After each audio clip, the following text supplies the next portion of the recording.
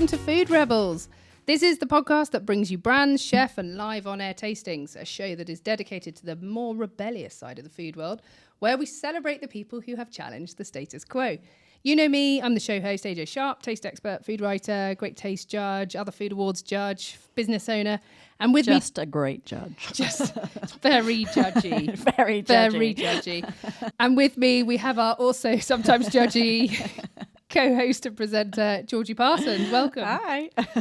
Great to have you here. We're doing sweet treats today, which, as we know with your low sugar diet, this is the perfect show for you.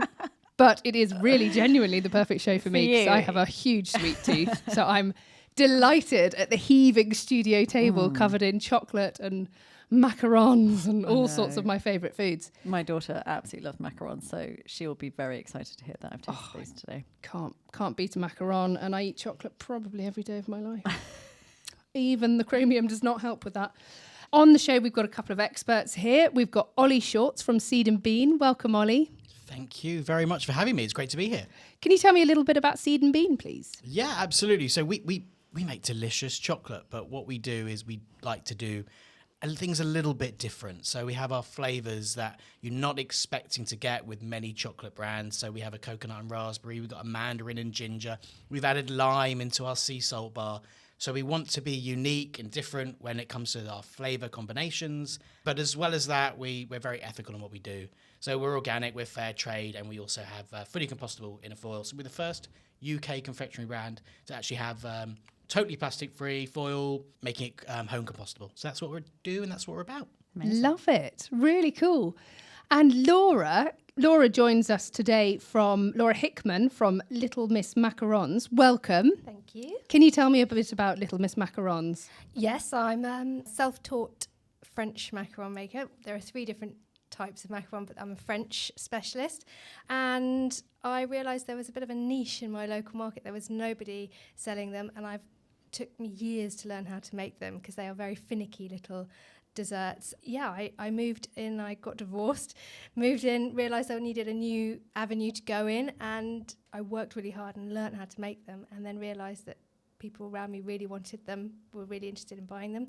So now I've extended, I've got a website, and I'm starting to ship them nationwide, which is very exciting. I love it. I can't wait to quiz you more about that in just a minute. Brilliant. Well, welcome to both of you. Ollie, let's start with Seed and Bean. You said you've got really unusual flavour combinations. What's the thinking behind that? It's just about looking at the chocolate world and what everybody's doing. And there's a lot of different percentages, darks from X location at 70% to 100%. But there's just not many brands that are just doing really innovative, exciting flavors that flavors that you just see in your kitchen. We have a lavender bar, we got the espresso bar, and these are not many brands are just really going a little bit crazy when it comes to flavors. So we just want to be exciting, colorful in what we do, making sure that when you go into the supermarket, when you go into your farm shop, your deli or whatever, there's lots of chocolate to pick. And a lot of people will always, gravitate to the brands that they know. So when you see a new brand out there that they might not have seen, let's just do something super exciting, be innovative with our flavors, and get people trying the chocolate. Delicious. And so on the front of it, it says wild and organic. So what's the wild bit? The wild bit is just the flavors. Oh, okay. That is it. Okay. There's obviously you've got your cocoa, which is grown in the wild. There's lots of ways to skin it. Yeah. Cocoa. So that the wild bit is like, well, we can kind of say that it's, obviously it's grown where it is. Where is it grown? We have our milk chocolate, which will be from the Dominican Republic. Some of our dark is from Ecuador and Sao Tome. Just depends. Different percentages come from different locations.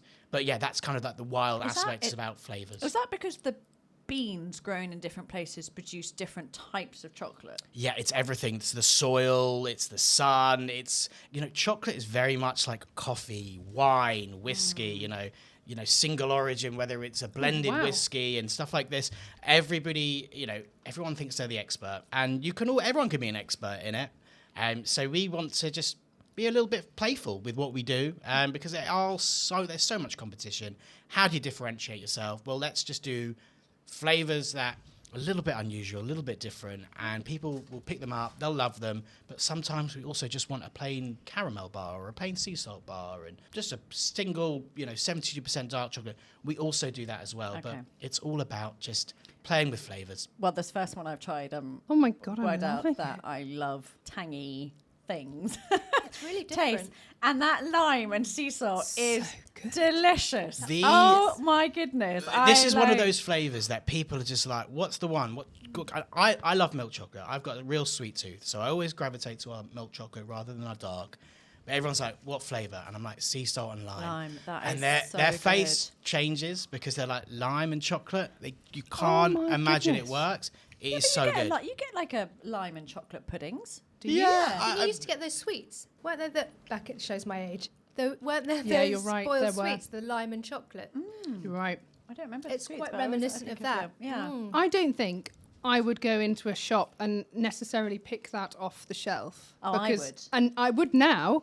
No, but before I would have, because I really like citrus flavours, so that would have really piqued my interest. Well, I think the lime and sea salt, I'd have just been a bit like, what is it, tequila? I don't understand. Yes, having tasted it, it is absolutely delicious. It works so well. The lime and the chocolate together are really does. Really zingy, nice. really exciting. Nice. So you've got some great taste awards here. Have you put this one in for a great taste? We have. Oh God, it's definitely got a great taste, but many years ago. Okay, so you need to re-put that one. Yeah, we need to. You need to re-put that one back in again. We might have this year, but I think we've also put the caramel in this. We got loads of flavours. Like right now we're at 15, but at the peak of our flavour profiles, we had 21 flavours. Oh wow! So like we only put in a few at a time. So yes, the sea salt and lime, 100% has Great Taste Award. I have no idea what year it was awarded, but many years ago. This is just amazing. So we're just tasting what is this? This is the chocolate. Mandarin and ginger, which is a dark chocolate from the Dominican Republic, 72% cocoa. Really clearly a lot darker than the lime one that we just tried. What do you make of it, Laura? My palate, I tend to prefer milk chocolates to dark, but that being said, you can definitely get the ginger coming through. I love ginger in anything, and I think it's beautiful. It's got a lovely sweetness, when you smell hasn't it? it? You almost smell it like you would smell a wine or a coffee, and you kind of get some sort of. It's different, isn't it? It's a sort of black fruit smell on the aroma. I find I eat different types of chocolate at different times of day if I do have it. So I'd have a piece of dark chocolate after a meal at night, maybe. I don't know why. I just kind of gravitate towards that rather than a sweetie, milkier one. And I love ginger and actually I really like orange. So this is beautiful. But it's a young ginger chocolate. Do you know what I mean? Like my grandmother always had ginger chocolate at home with big chunks of ginger in it. Or like crystallized. Crystallized with sort of sugar chunks. And for me, that reminded me of a certain demographic of person. This doesn't taste anything like that. It is ginger and it is chocolate, but there aren't big chunks in there. It's smooth. Yeah, that orange flavour gives it a sweetness, even though the chocolate actually tastes... Nothing should be too overpowering. You're buying a bar of chocolate. You want to have that taste of chocolate, that cocoa, that sweetness, the slight bitterness as well if you're going for the dark chocolate. And then, just a hint of flavour. You don't need to be too overpowering because no one wants to bite into a bar of chocolate and have this just absolute overpowering ginger flavour. That's not what it's about, and it's got to be subtle enough that it just works with the percentage and the chocolate as well. So do you make it in the UK? Everything is made at the moment in Northamptonshire, in Corby. Never go to Corby. It's literally dwarfed by the Weetabix factory. We have a little factory there as well, making our chocolate. So that's where it's made. Everything's in the UK. All the ingredients, a lot of them come from the UK when we can. Some of them we can't get from the UK. So our coconut flavour doesn't come from the UK, and our raspberries come from France. But everything's 100% organic, so it becomes super difficult to actually look at flavours and see, well, what can we do? Because sometimes we just can't get organic flavours. So it's all organic? Everything is 100% organic. So the caramel that we've got, that took me years and years to actually find an organic caramel. So it's a pre-made caramel, is it? Yeah, it's just a caramel flavouring. So that's actually liquid caramel that's sort of gone into the chocolate, the one that you've got, which is our rich milk caramel. And then we also have a salted caramel and a dark chocolate, which has actually got little pieces of caramel. So different bars will have different bits of caramel in them, whether it's, actually the liquid caramel or whether it's actually little chunks and you get that little crispy crunch of a caramel.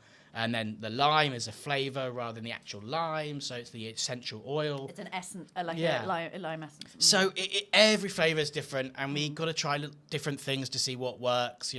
When the caramel one's like, well, do we put in chunks of caramel? Do we put, what do we do? Is it going to be the liquid form? Is it just going to be a flavour? You've got to try them all out and just work out which works best. They're all delicious. Oh my goodness, I'm totally blown do away you, by them. Do you have like focus groups then, or do you test them, or do you just use friends and family and get everyone in? Yeah, it's pretty much friends and family and, people I work with in the office. We have some buttons. We're doing a salted caramel button. I actually have some samples here with me. They're in my bag, and after the show, I'll ask everyone for their opinion. It's all about always getting data. Always getting data. It's all about asking. If we do focus groups, sometimes it's like too many chefs. Yeah. Everyone's got an opinion, and it's never going to be like all we need is like 4 or 5 people. Does this work? Yeah, it works. Let's take it on to the next stage. And why did the company start in the first place? Was it? Did you start it? So no, it was actually. So my dad came home one day and just put some chocolate in front of me. We were having dinner. My mum was there. Don't know where my sister was. And he's like, this has been introduced to this chocolate. What do you think? And it was just, at the time, it was just amazing. It was the best chocolate, that we tasted, and obviously continues to be the best chocolate we've tasted. Obviously. But we were like, well, what can we do with it? Is there something that we can do? And so we were like, yeah, we can. So we took the company and have grown it ever since. And we went full time about 7-8 years ago. And just continued to grow. We've had, some tough times. Brexit caused us big issues. Yeah. But overall, things are going good. And that's how, it was a dinner with my dad, really. And my mum was there as well. And so you've got this compostable lining. Yes. You can just throw that straight in your home compost. Home compost, yeah. Wow. And how long does it take to break down? Because it looks like about a foil. 2 to 3 weeks. Really? Yeah, it looks like a foil. Feels like a bit plasticky. Yeah. The amount of people that we get messaging us is Are you sure? Are you sure? They're like, you say you're ethical, and I have this plastic foil, and I'm like, no. It's fully home compostable. We do have it. We feature it on the front of the pack now. Beforehand, we didn't have it on the front of pack. I think we had it on the back of pack, and even before that, we probably just had it on our website. Yeah, Everything changes. Like the whole of like. When it comes to food and drink and what people are looking for, those trends change. So at the start, when we first did it, no one really was interested in a compostable foil. Like, what is it? What does it mean? Exactly. Like, we don't care. Like, talk to us about the flavors. Are you fair trade? Are you organic? Like, what's your USP? Like, this isn't really a USP. But like now, like everybody's wanting it, and we're winning accounts because we're offering this home compostable foil. Yeah, I totally because agree. it's off-putting, isn't it? You buy something and you think it can't be recycled. You think, I'm not sure if I should buy that again, even if you love the product. I've actually steered away from some really brands that I love to other brands because they've got home compostable Because of the stuff. packaging. Yeah. It does matter, doesn't it? It really matters. does. Thank you so much, Ollie. So interesting. Laura, can you tell me a little bit about your macarons? Not macaroons, which are the not to be confused. coconutty doodahs, aren't they? Absolutely, it's a real bugbear in the macaron community. Yeah. You get memes of Huge. macaroon, and then the French president. Not him either. Definitely not him. I did not know this was a thing. It's a huge thing, yeah. It's a thing. So for anyone who's, learning or claims to know anything about macarons or macaroons, there are 2 entirely different I just thought it was just 2 different pronunciations. No, 2 No. different. A macaroon's like a snowball that's covered in desiccated coconut. Condensed milk. And a macaron is the height of patisserie It and is. difficulty. I've done a macaron making class. It's hard. Mine were rubbish. They didn't look like this. But I mean, and even when you're in inverted commas an expert, it can still go wrong on any given day. It could be dependent on the weather. Or the eggs not being fresh the enough eggs, or something. Exactly. Or The weather. The weather. So if it's a rainy day, if it's humid, I change my recipe slightly. Wow. Because humidity goes into the egg whites when you're whipping them. It changes the macaronage process. So it can change everything. The macaronage process. It's so fiddly. It's so fiddly. And it's one of those things that you learn, and you just learn with time and experience. And the more you make, the more you see it. sense Yeah. a good batch from So a bad batch. trained chef? Are you? No. How did this? I started. I'm a project manager and bid writer by trade. Back Love in it. the day, Love it. Gave up the job when I went to go and live with my then husband in Australia, and so found myself. I did get a job out there, but found myself with more time on my hands and wanted to learn something new. Started trying to make them there. Failed spectacularly. Didn't learn. It was, one of those things it was my Everest, and I just couldn't do it. And then tried on and off for a few years. My kids were growing up, and then 3 years ago, we separated. I moved into my new house. Both my children were diagnosed with autism, and I realised I needed to find something that could be flexible enough that I could do from my home kitchen. So you picked one of the hardest I did. patisserie items. I figured if I can learn to do this, there's nothing I can't. There's I can't nothing do. else in the world that's that hard. Exactly. And Wow. I had one teeny tiny oven at the time. I've now redone that, so I've now got 2 ovens. I can sort of Two teeny tiny two ovens. teeny tiny ovens I can work with, and I got my kitchen registered and 5-star rated. And Well done. Thanks. Mine would yet- not be. I figured it out. I did it. I got a few batches consistent. Then I thought, I'll set up a little Instagram account. And just because people love, it's that sort of ASMR thing of watching people pipe Yeah. Oh, yeah, macarons. yeah. It's very relaxing Yeah. to watch. And within a week, I had a local cafe saying, "Gosh, do you sell them? Would you sell them to me?" And I was like, "Ooh, yes, I suppose so." And then it sort of just snowballed from there. And then I've got sort of weddings, and I stock locally in a couple of shops. There's a shop. Where is local for you? I am near Wendover in Buckinghamshire, and I stock in a shop in Tring called Maggie's, which was one of the first, which came out of the pandemic as a collective. So she really applauds small businesses, a lot of women makers, and she kind of transformed her shop into then getting lots of small creators in, and did really well. So I'm in there. I'm in a shop in Bushy, which is a creative collective as well. Yeah, so I have peak times: Easter, Valentine's Day, Christmas. They all do incredibly well. Yeah. But I think I'd love to reach more people. My online presence is growing. Macarons, again, by their nature, are delicate, so they're hard to ship, and you have to ship them next day. You have to keep them chilled to a certain extent when people get them. They have to put them in the fridge.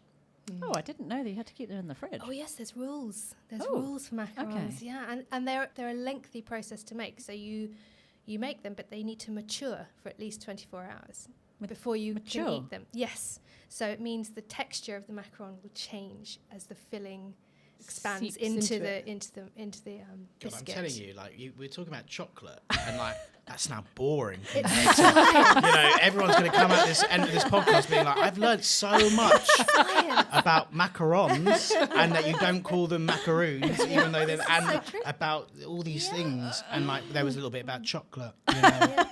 But it's fascinating as well, because the fillings and the colours, they're endless. You can choose. You can start with anything, any colour profile. I'm starting from the basics because I get a lot of requests for pistachio and chocolate and vanilla. And so I thought, well, let's do a classic box of all those sort of classic flavours.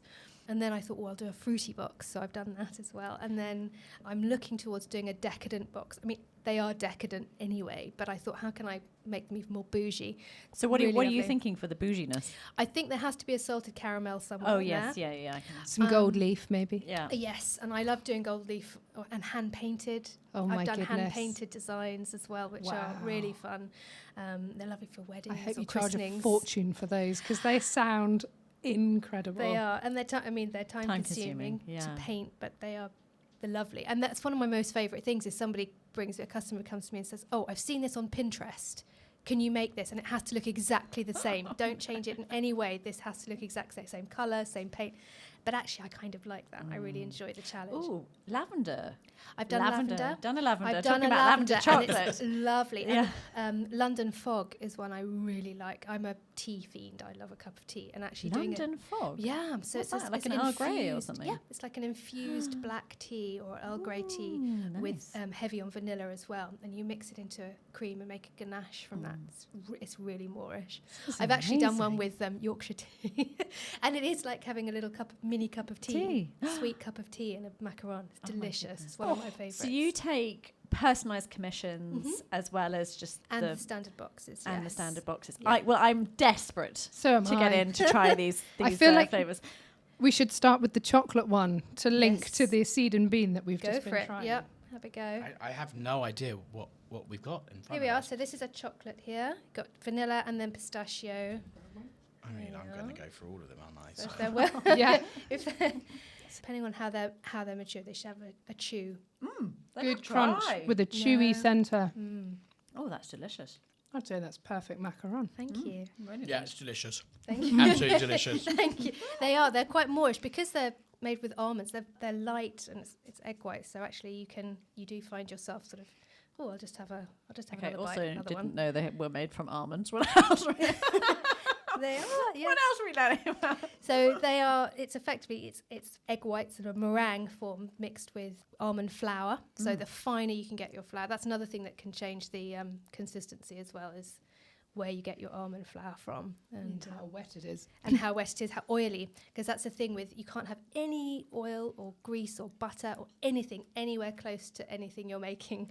Everything has to be lined with vinegar, which you'd think would make everything taste of vinegar, but it doesn't. It's just cleanses cleanses absolutely everything. Yeah. I've got a green one here that looks incredible. So that's a Tastes pistachio incredible ganache. as Does well. it? What's it like? It's just chewy and crunchy and sweet and just kind of everything you want in a in something that's it's sweet. It's So you can, The pistachio cream reminds me of those. Do you know the sort of cannelloni biscuit things that you get in Italy? Yes, I know what you mean. Filled with pistachio cream. Yes, gosh, what are they called? The centre of this tastes just like that. Oh, thank you. Really good. I love a Pistachios macaron. they're the hot thing at the moment, aren't they? They are very sexy. You can actually make, I haven't done it yet, but you can actually make them with pistachio flour rather than almond flour. But Again, I did not know there was such a thing. it's been a very educational podcast on macarons.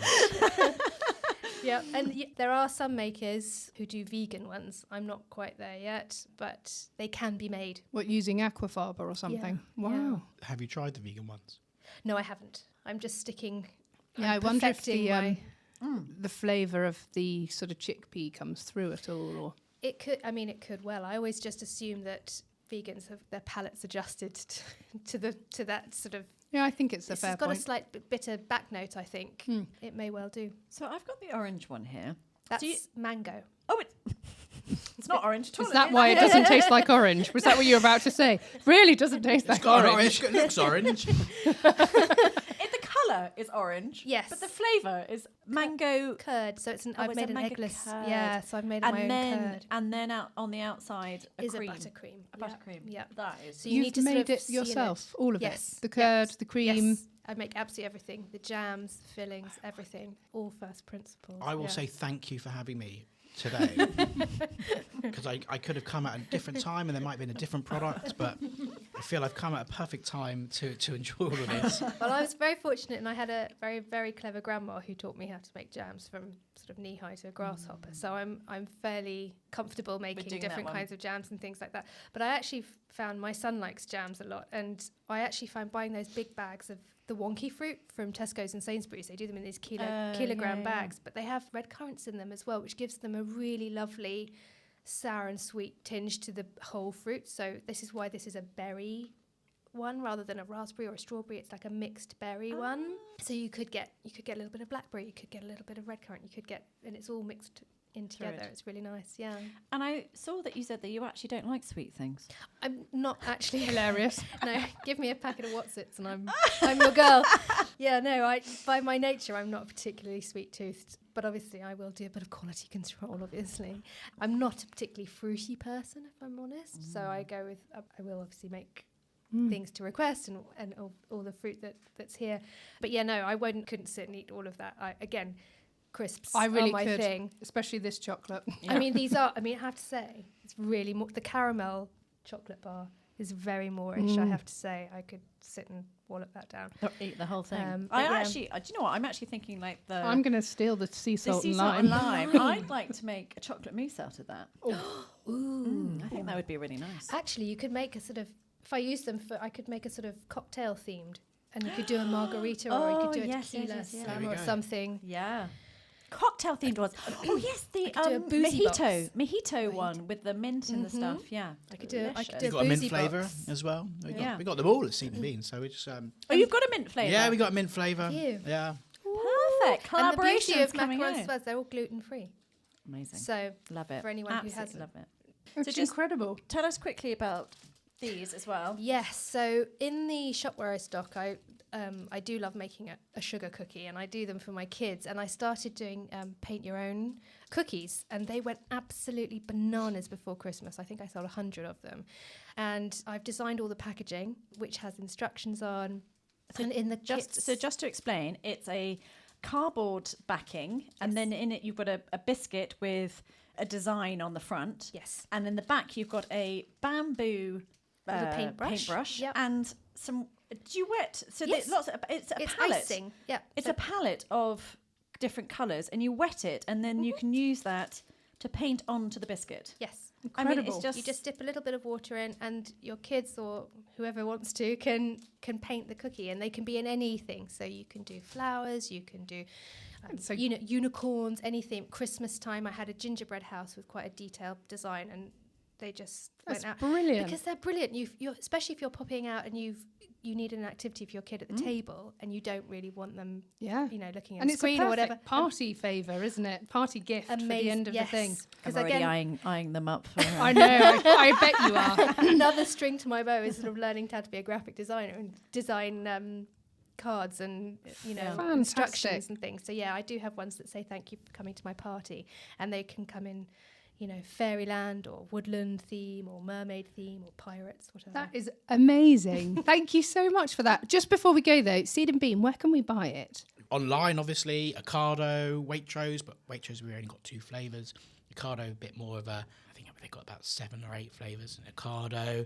Best is to go online. You can get every single one of our flavours. We're in Grapetree, which is, they have 140 stores across the UK. And then lots of farm shops and delis, independents.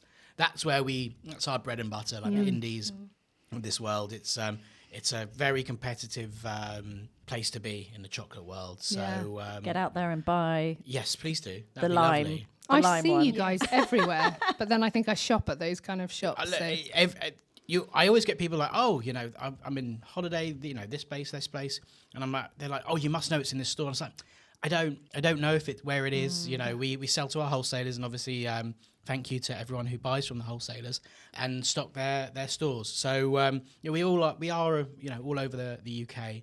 Yeah, farm shops, delis, Waitrose, Grapetree. Yeah, Ocado. Brilliant. Thank you so much. I can't believe we're out of time. I feel like we could chat for hours. But thank you so much for coming in, Ollie Short from Seed and Bean. Thank you for having me. And thank you too to Laura Hickman from Little Miss Macaroon for coming on the show. Macaron. Oh my gosh. Oh my goodness. After all of this. That's it. Dear. I'm fired. You are. No longer I quit. I quit in shame. What was your social media handle? I am Little Miss Macaron on Instagram, on Facebook, TikTok, and on www.littlemissmacaron.com if you wanted to order boxes or cookies. Yes. Get in touch with Laura. Thank you so much for coming on, everyone, and thank you again to Georgie, my lovely co-host and producer of the show. You've been listening to Food Rebels, which is available on radio stations around the UK. You can also listen on Apple Podcasts, Spotify, Audible, and any other podcasting platform on your phone.